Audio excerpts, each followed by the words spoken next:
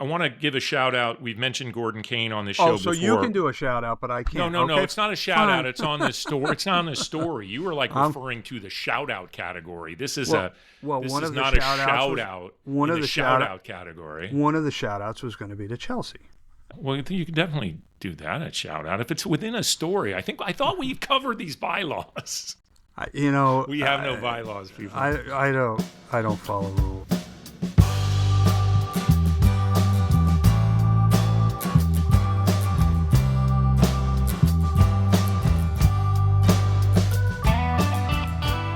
Welcome to Wait, What? Sports Biz Chat with DP and McGhee, the podcast that takes an often irreverent, sometimes cynical, and on occasion a serious look at the business of sports. I'm your co-host, 𝘬𝘬𝘪𝘮𝘀. And I'm Tim McGhee. Well, we hit the unofficial midpoint of the summer with the playing of MLB's All-Star Game and Home Run Derby this week.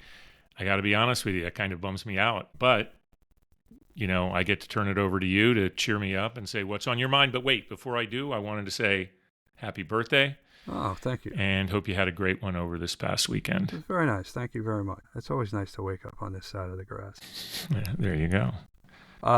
Today is traditionally known as the slowest day in sports, even though there are MLS matches and some WNBA games. But I don't know about you, partner, but I got a ton of stuff I want to talk about today. Yeah. So where to start? Let's start with what you brought up in your opening, which is the All-Star Game. So for the first time in the history of the game, they had a swing-off, which sounds like something that comes out of 1970s New York City counterculture. But game was tied after 9 innings, and the NL prevailed. And Kyle Schwarber of the Phillies, another one of your adopted hometowns, that's right? Philadelphia. Still love Schwarbs.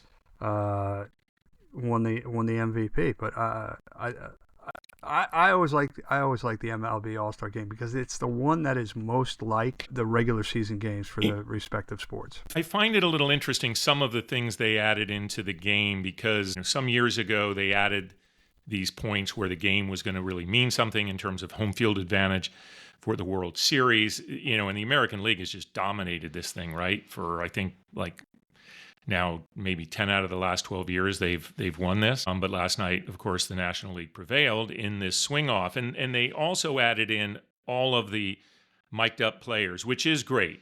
And I thought they did a pretty nice job with that. The interviews went great. My new guy, PCA, center fielder for the Cubs, Pete Crow Armstrong, did a segment, and he was great on it. It was a really fabulous interview with him while he was in the field. They had several other players mic'd up as well, including starting pitchers, which was a little wild. I found that a little how could that not be distracting? And the only reason I bring that up is because it seems as though if they want the players to take it truly seriously, unlike, say, the NBA All-Star Game, that stuff might prevent that. I'm not knocking it. I get it. You're trying to bring in new audiences. And I did find the game overall pretty entertaining. And it's not as though the players came out and didn't want to perform. One thing about the swing off that bothered me a bit is I love that Schwarbs won it, by the way. I still see him as a Cub, even though I like the fact that he's on the Phils now. Is if these guys were the ones selected to be in the swing off, and Schwarber was by the National League, you should have to be in the Home Run Derby the day before. Huh, interesting take. I mean, why if you're, and the Home Run Derby was actually pretty awesome. I mean, these guys are jacking the ball like crazy, other than your guy Jazz Chisholm Jr., who seemed to struggle a bit, but he probably shouldn't have been in that competition. These guys are hitting bullets right out of the stadium. And the one thing about that, though, why can't ESPN figure out how to broadcast that well? The StatCast version of it on ESPN2 seemed way better to me than the main broadcast. They can't capture the ball going out. They try all these different angles and it never really works. Anyway, that was my thought. I mean, it doesn't go into extra innings. It goes instantly into this swing off, and then you just go to this interesting format. But you can't, and you have to give credit to Schwarber. 3 swings, 3 home runs. Yeah, pretty cool.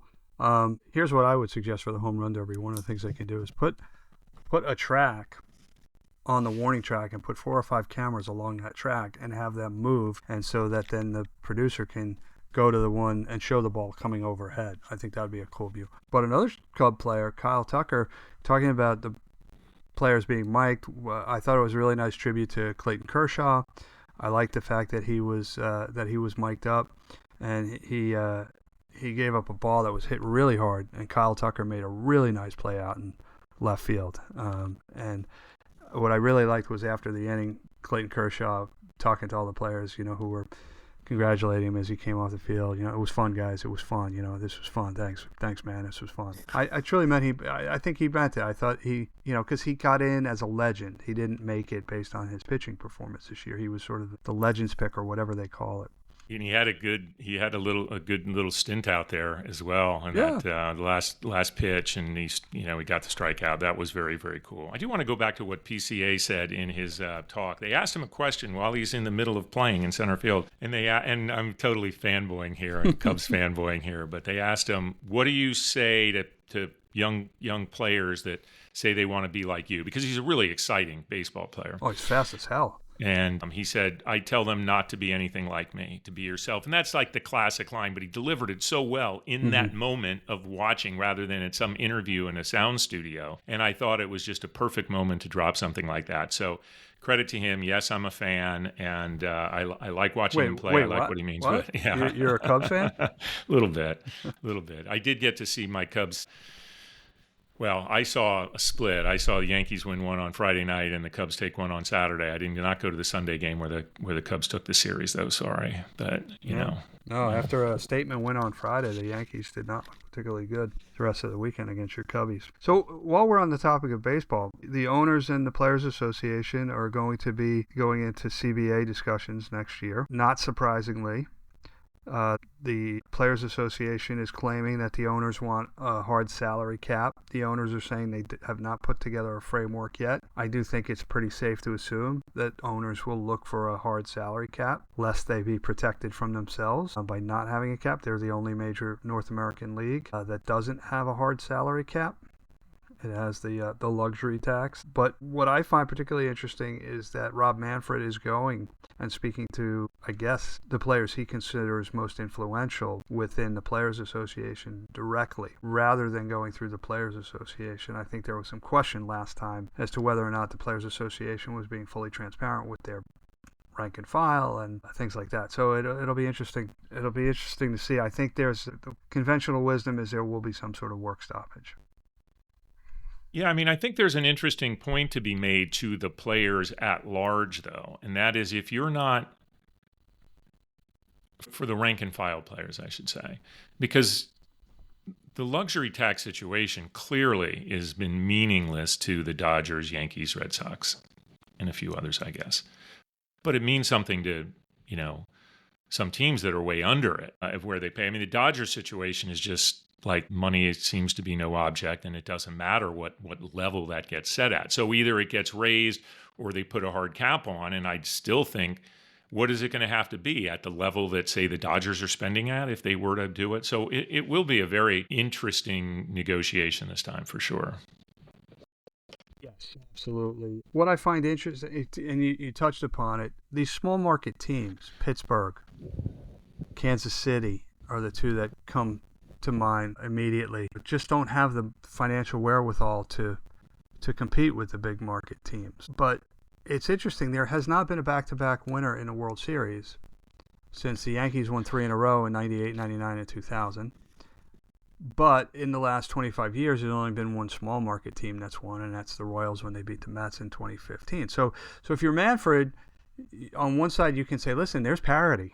There hasn't been a repeat champion in 25 years, but you look at some of the teams that have won over the last 25 years. The Giants won a few. The Red Sox have won a few.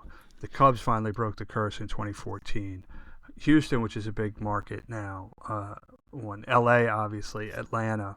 Well, you're right to point that out, and the World Series certainly is the ultimate indicator of success in Major League Baseball. However, I don't know if I agree with that. And what I'm trying to say, in terms of the ultimate metric, yes. But the Yankees are all. When's the last time they weren't competitive? When's the last time the Dodgers? They didn't make the playoffs 2 years ago. Yeah, they suck. That was David. Horrible. For those of you listening, they're horrible. Okay, but my point. There's teams that remain in the mix partly because of that. You don't think Not partly, largely because of that. But I'm not saying, I agree with the point that baseball is unbelievable that way. Teams that have had, the Marlins won 2 World Series with shit salaries. They had shit the next year when they tore apart the team after both championships. Right. But you don't think Ben Cherington, sitting in his office in Pittsburgh, wouldn't like even half the financial resources he had when he was running the Red Sox? Yeah, I'm not disagreeing. The question is which way is it going? Is it moving down to meet the needs of the smaller market teams, or is it raising up? And the smaller market teams aren't necessarily going to be able to get to that level. I think there has to be a floor. Yeah, got it. Under which teams can't go in terms of their spending. There needs to be some sort of cap. Clearly the financial disincentive of the luxury tax is not enough to stop teams like the Dodgers, like the Mets, and to a lesser extent, quite frankly, the Yankees. Hal Steinbrenner has tried to put some sort of constraints on Brian Cashman when he puts together his roster. Yeah. Another thing I'll say, and I don't know what the worst 5-year span, say, of the Yankees has been. I'm expanding my pool here. Well, it was probably too young for me to remember, but from 65 to 73 when Steinbrenner won it, and then they didn't get back to the World Series until 76. But last year was one of the longest droughts, right? Because they hadn't been there. So 2009 to 24 is 15 years. But baseball has the challenge of the small number of teams that make it. Even in the era of the wild card, you're getting in if you win your division, and then 3 wild cards per league. So it's not a layup, especially when some divisions have great years, say. So I'm not trying to make an excuse for the Yankees at all in this discussion. I'm just saying I think that the good teams that have the higher salary caps over time, that consistently are have the highest salaries, tend to be performing pretty well. I'm not saying it's only because of that. I mean, the Mets have this massive salary. We'll see if they hold on. I expect they're going to end up in the playoffs. Well, I try to put myself in the shoes of a fan, a Royals fan, a Pirates fan. They have no real hope. Yes, the Royals won 10 years ago. I acknowledge that, and I recognize that. But I actually agree with that point. Yeah. And you're trying to grow the game. You're taking 2 of the teams and making it Colorado's terrible. Mm-hmm. Oh my God. Yeah. But Denver's not a small market. They're just a terrible team. White Sox. Yeah, but again, huge market, terrible team. That has been around since the dawn of professional sports. You have well-run teams and you have poorly run teams. Let's face it, half the teams in the league finish 500. But if you don't have a chance at any point, I imagine it's hard to maintain your fandom. And I applaud those who do remain fans despite not really having a chance for your team to be in the World Series. But I think if you want to grow the game, you've got to address that. Continue to grow the game because they've had some success over the last couple of years. Want to move on to I guess what we'd call a serious storyline, and that is the news that broke not long ago about Tim Leiweke, one of the biggest legends in this industry has ever known, and his company, Oakview Group, OVG, was basically indicted and on federal charges. On federal charges of rigging bids, and it all centered on the University of Texas Moody Center, and he's got. He's looking at a max penalty of 10 years and $1 million fine. I don't expect that is going to happen, but this is a very serious issue. OVG is partnered up with Irving Azoff, who was the founder and former head of Ticketmaster, and all of this is intertwined with promises made between Legends and OVG and Live Nation and Tim. Someone I've worked with before, and like I say, I mean, he's an amazing individual, certainly up on the Mount Rushmore of salespeople in this business, and probably more. I mean, he's overseen major operations, AEG, the Maple Leafs organization, and now OVG. Well liked, well respected. But this business has always been a little shady, and especially when it involves the tickets. And I'm not saying that this has gone on, but it wouldn't surprise me if it had, if this has come out now, particularly around this, because now they're going to look into everything. Yeah, what I found interesting was OVG is an unindicted co-conspirator in this indictment, and they've agreed to pay a $15 million fine. Now, I don't know if they've admitted any guilt or culpability in that agreement. And Legends, it paid a $1.5 million fine. Yeah, and that suggests they're basically providing the information, right? Yeah, and the bid rigging, as you said, is the crux of the charges, but they're charging him under antitrust statutes, primarily the Sherman Antitrust Act. And Ticketmaster and 𝘰𝘬𝘀𝘴, as you mentioned earlier, they're no stranger to antitrust litigation either. So does this stuff go on more than we know about it in the in the industry? I don't know. I'm sort of like Claude Rains in Casablanca. I'm shocked, I tell you, to learn there's gambling going on in Casablanca. Yeah. Here are your winnings. Yeah, I don't think anything in terms of deals being struck and favors being done and you do this for me all day. I mean, we know that obviously goes on. But these are, especially when you're dealing with public institutions, like in the case of University of Texas. I mean, this takes on a more serious level. And just to set the stage here, in case you don't know, most people that listen here know OVG quite well. They manage or advise more than 300 venues worldwide. I mean, this is a global force that Tim Leiweke really built, and that includes, of course, Seattle's Climate Pledge Arena and Belmont, where the Islanders play. I mean, ton of involvement. They're tied with Madison Square Garden in some ways, or have been. So it's the Ticketmaster thing, I think, because of that being tied to Live Nation and going in and not disclosing, this is what's being reported, and part of this is that as the bid process was going through and they're advising, part of their deal is they're advising how a venue, how a municipality, how a whatever should be operating this, and we'll manage the deal, and we think that Ticketmaster is the place to go. And those were all done in advance. Those were all like guaranteed, and there was money being exchanged from Live Nation to OVG, and it sounds like possibly personally through him. Listen, he'll have his day. He'll have good attorneys. Nothing that happens, it'll take the bloom off the rose of an amazing career, of course. But this guy has been one of the giants of this business. Absolutely. And, it goes without saying, but we'll say it anyway. He's innocent until proven guilty. But I do, given proliferation of public money going into private buildings, I'm sure there are a lot of local and state governments looking at deals where OVG was involved to see if there was anything untoward going on. Mm-hmm. What else do you have?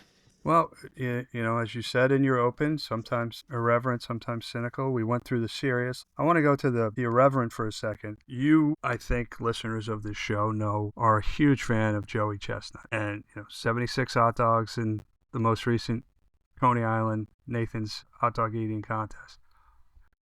But the list of his accomplishments, I saw them the other day, and I'm not going to go through the entire list.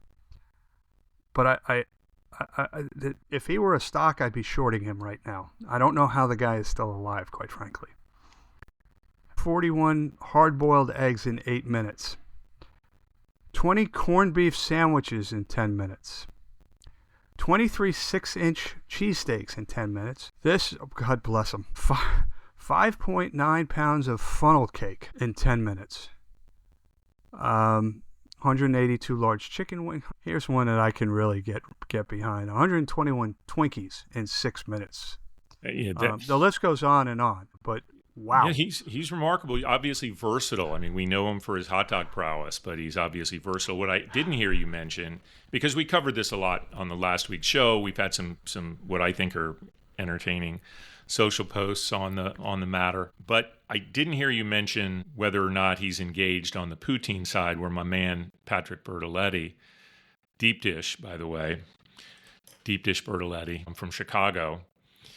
seems to be, I think, have a plays a strong hand on the poutine side.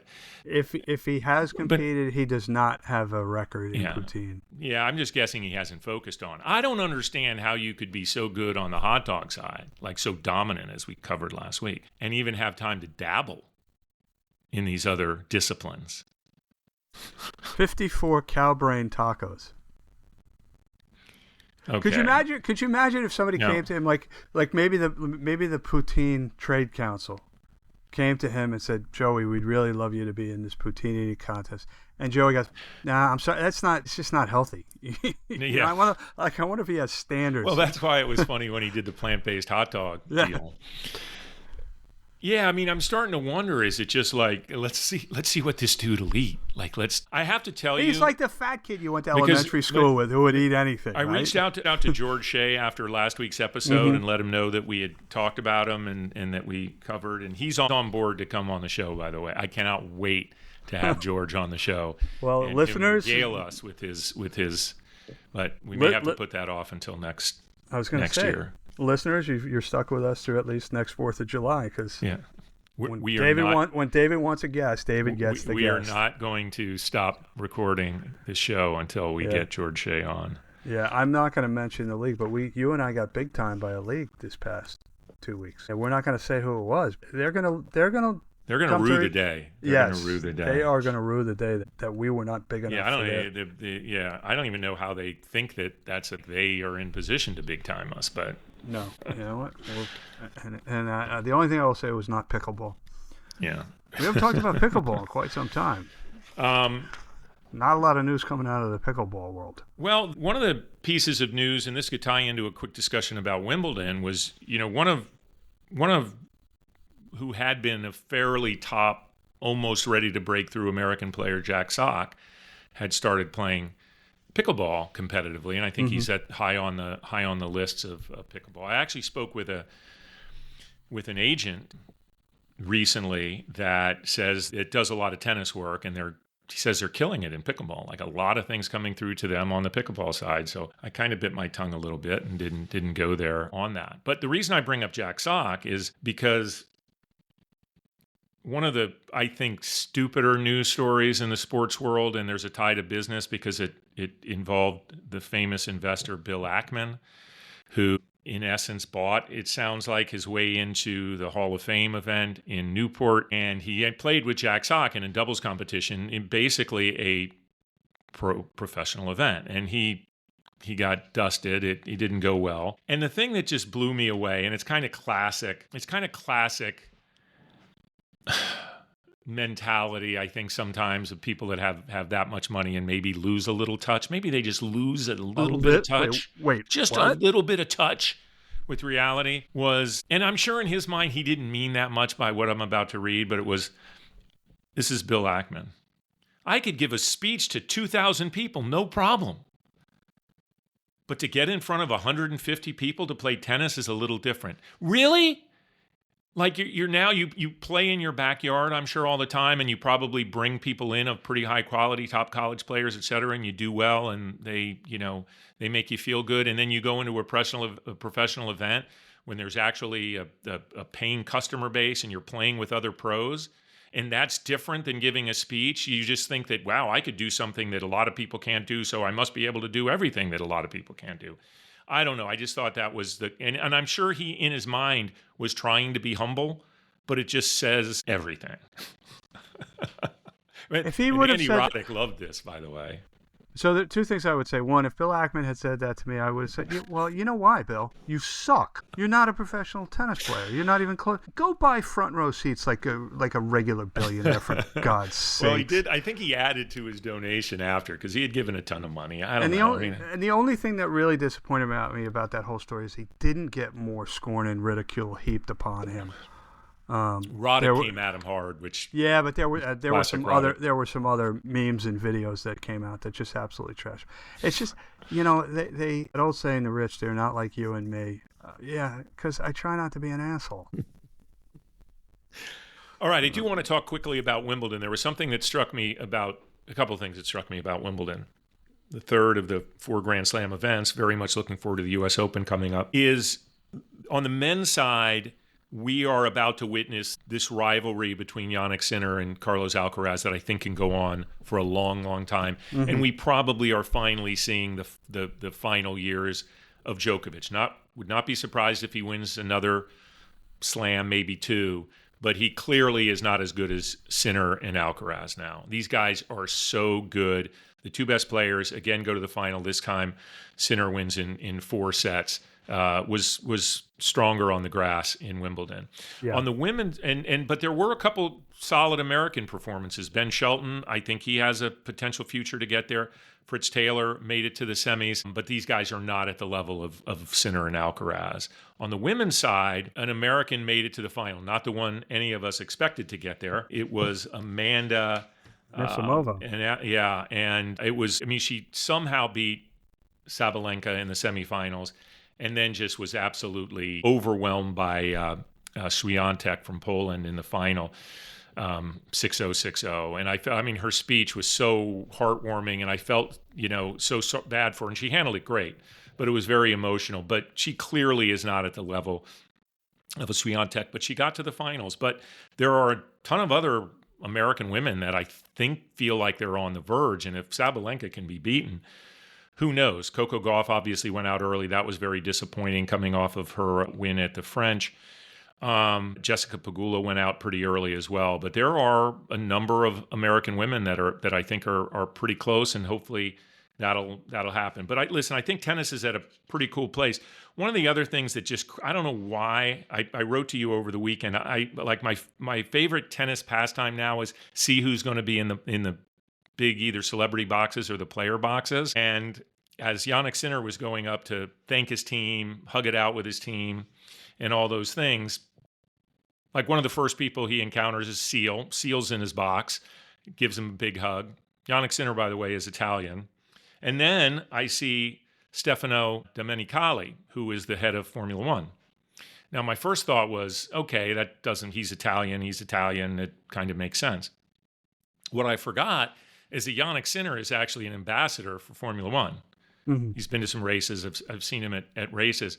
But one of the things he said in his speech was, I was very happy that Formula One didn't have a race and my brother could actually attend the race. His brother was in the box as well, because normally he's such a fan of F1 that he would have gone to the race instead of seeing his brother play in a final at Wimbledon. Anyway, I get a kick out of seeing who's in the box, and other than, of course, the agents and the coach. Well, I love he was actually in the royal box, but Hugh Grant was out cold, sleeping. You would have thought he was on the couch watching Downton Abbey or something. He was out cold during the match. I think from a viewership standpoint, it looks like both the women's and men's had slight upticks. I think coming off of the great French Open on both the men's and the women's side, I think the interest is there. Hopefully that'll carry over. As a tennis fan and someone that loves the U.S. Open, I do like seeing these events do well. One of the other things that was funny, by the way, I kind of think Chris Fowler might be the most underrated play-by-play guy on the ESPN roster. I think he does a great job on football, but he's incredible on tennis. And he lets McEnroe do his thing, and he lets Chris Evert do her thing. He's really solid at just kind of doing it. Anyway, just shout out to Chris Fowler, because I think he's a good guy. I got to meet him at a Sheryl Crow concert once, which I thought was pretty cool. Just saying, Boom. I know, yeah. Boom. You're just Chris dropping. Fowler. Just ran into Chris Fowler backstage at a Sheryl Crow concert. That was pretty cool. I was telling Karen as we were seeing him, I'm like, I'm a big fan of this guy. He's like really, really good. And his wife came up to him and she said, I'm a big fan of his too. Hi, so I thought that was very cool. Anyway. Very nice. While we're on shout outs, can I give a couple more? Well, or we can wait until the end and do our shout-outs, but you can do whatever you want. All right, let's do it at the end. Fine. Do you have any other story? Do we want to talk do we want to close out the story on Club World Cup? Before we do that, just a quick note. OKC, who recently won the NBA championship, just signed their top 3 players to long-term deals.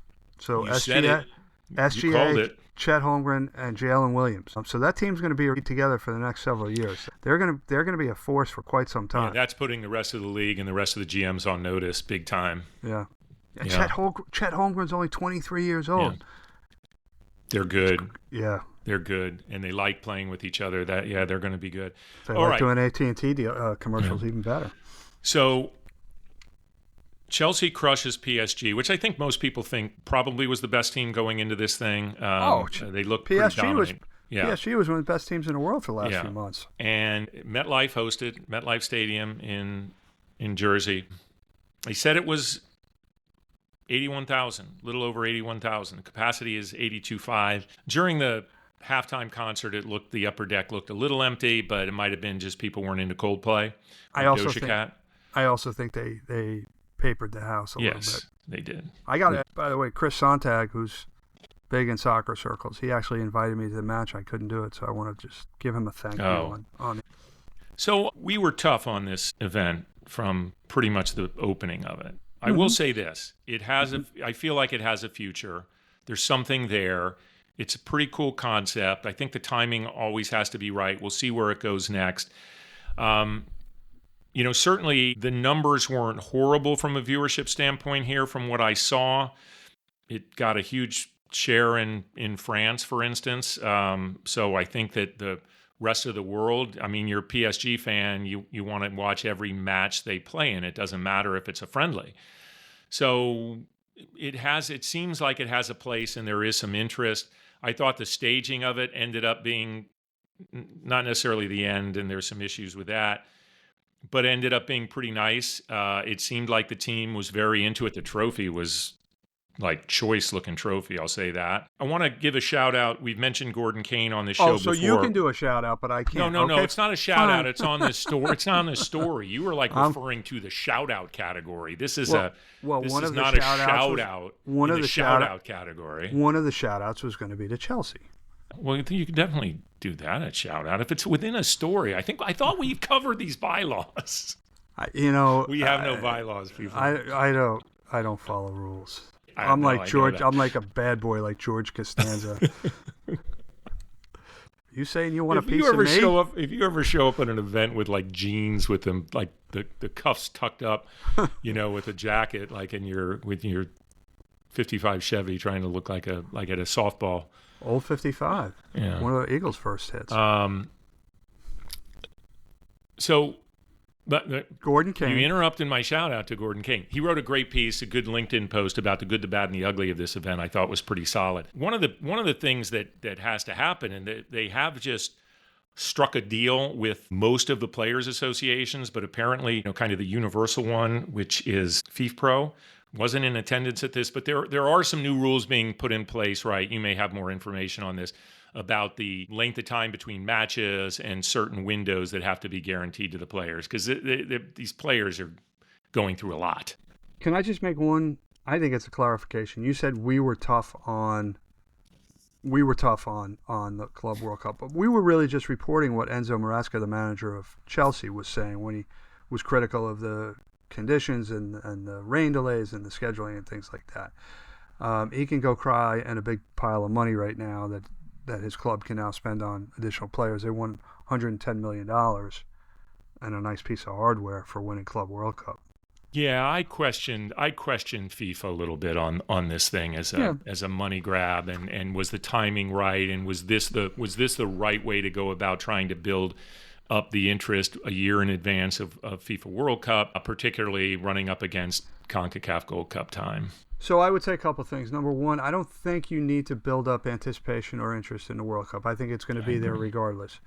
The 1994 World Cup was the most commercially successful World Cup to date. Every match, if my memory serves me well, sold out. We've now gone from 32 teams to 48 teams in the 2026 World Cup here in North America. So I think it's almost certain to surpass that World Cup in terms of commercial success. I do think that it served a purpose in terms of how our cities, how our venues, how our first responders going to act, react, respond, and work having an event of that scale in their city. That I think, and again, we have said it before, we don't like to become political on this show. They had the added level of complexity on Sunday at MetLife Stadium when the president was there. That raises security to a level that most people are never subjected to unless they happen to go to an event where the president is there. Yeah, I've been to several events where the president shows up, and that's yeah. Did you meet one? I didn't meet. Did you meet one back to the Sheryl Crow concert? I didn't meet one. But I have, and it's a drag. It sucks for the people who are attending the event. Not one with this current president. So yeah, it does. But I agree with you. I do think that dry run for a lot of people, like working out the things that need to get better, and I'm sure there are things high on the list that are coming out of Infantino as well as FIFA, event people and the local organizers that have to, make sure this runs smoothly, because it's going to be a whole new level in terms of people that want to come in for this event, and we'll see what the atmosphere is in general as it relates to that type of short-term tourist immigration and so forth, or not immigration, but short-term visitor visas. Yeah. I was skeptical of the Club World Cup when it started. I'm always skeptical of tournaments that seem to pop up almost out of nowhere, especially when the global football calendar is so packed. But I will say that the play, certainly, there were some teams early in the tournament who shouldn't have been on the same pitch with some of the world's best clubs. But the level of play got better as the tournament went on, and notwithstanding Chelsea dismantling PSG in the finals, you had ostensibly one of the best clubs in the world playing a team that was somewhat down for the last couple of years, that by all indications now, and it'll be interesting to see next month when the Premier League starts again, but whether Chelsea's back. Again, I don't want to get political, but I did find it quite humorous. There was a clip with the president on stage with the players when they were receiving the trophy, and Cole Palmer was right behind the president. You could clearly read his facial expressions very easily, but you could even read his lips saying something to the effect, what is he doing here? Yeah. Like, why is he here? The scene, and you mentioned it before, I mean, I think with World Cup next year, he's going to go where he wants to go. Mm-hmm. And Infantino has obviously decided that President Trump is a partner and will be there. It was interesting, him basically trying multiple times to get him off the stage. It clearly didn't work. But then after the trophy went up, him going in and them fading back into the group of Chelsea players celebrating to get him off the stage was interesting. So I know that Infantino might have to be thinking about how they're going to manage that, I think, in the future. But you said, Chelsea, interesting thing about Chelsea is they've kind of started playing well, and obviously they hit their stride in this tournament, but they are a Premier League team. Now, I'm not saying that any of these other leagues, and I think PSG as Champions Club winner, UEFA Champions Club winner, says something about them, and I don't know how worn out they were when they got to this tournament, but Chelsea plays in Premier League, and that means something. I still think that is the most competitive league on the planet, and this partly, to me, supports that, this Chelsea win. Yeah, I'm not a Chelsea fan, but I am very curious to see if they can carry through this success to the Premier League. Liverpool was the class of the league last year. Man City had a little bit of a down year. I'm really excited about this upcoming season to see where those storylines are going. Take a break, partner? Let's do it. Okay, we'll be back in just a minute.